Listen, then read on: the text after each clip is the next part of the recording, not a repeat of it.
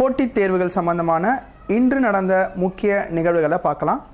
முதலில் விராட் கோலி நம்மளோட கேப்டனாக, அதாவது எல்லா ஃபார்மேட் ஆஃப் கிரிக்கெட்டுக்கும் வந்து அவர் தான் கேப்டனாக அப்பாயிண்ட் ஆகிருக்காரு. அதாவது 6th January 2017 இதை அஃபிஷியலாக அனௌன்ஸ் பண்ணியிருக்காங்க.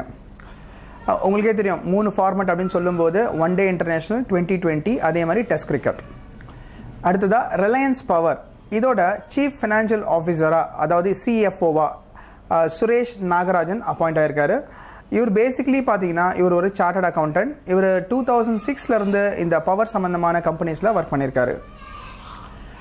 அடுத்ததாக ரொம்ப முக்கியமான ஒரு விஷயத்தை யுனைடெட் ஸ்டேட்ஸோட ஆர்மி வந்து அனௌன்ஸ் பண்ணியிருக்காங்க. என்னென்னா தாடி விடலாம், அதாவது மதம் சம்மந்தமான விஷயங்களை யுனைடெட் ஸ்டேட்ஸ் ஆர்மியில் சேர்றவங்க ஃபாலோ பண்ணிக்கலாம். ஃபார் எக்ஸாம்பிள், இப்போ நம்ம ஊரில் சிக் இருக்காங்க, அவங்க வந்து பார்த்திங்கன்னா தலையில் வந்து டர்பன் கட்டுவாங்க. அதே மாதிரி சில பேர் தாடி விடுவாங்க. அந்த மாதிரி ஒவ்வொருத்தருக்கும் ஒரு ஃபார்மாலிட்டிஸ் இருக்கும், சரிங்களா? ஸோ இந்த விஷயங்களை வந்து அவங்களோட ஆர்மி, அதாவது யுனைடெட் ஸ்டேட்ஸ் ஆர்மியிலே இதை ஃபாலோ பண்ணிக்கலாம் அப்படின்ற அனௌன்ஸ்மெண்ட்டை வெளியிட்டிருக்காங்க. அடுத்ததாக நார்தர்ன் ஈஸ்டர்ன் ஸ்டேட்ஸ்லாம் பார்த்திங்கன்னா ரீஜனல் கான்ஃபரன்ஸ் ஒன்று நடந்திருக்கு. எதுக்காகனா அந்த லேபர் வெல்ஃபேர்க்காக நடந்திருக்கு. இதை வந்து பார்த்திங்கன்னா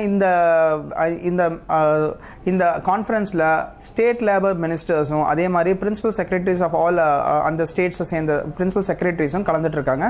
இது எங்கே நடந்ததுன்னு பார்க்கும்போது கவுஹாத்தி, அஸ்ஸாமில் நடந்திருக்கு. இதை துவக்கி வச்சவர் அப்படின்னு பார்க்கும்போது சர்பானந்தா சோனாவால், இவர் தான் சீஃப் மினிஸ்டர் ஆஃப் அஸ்ஸாம்.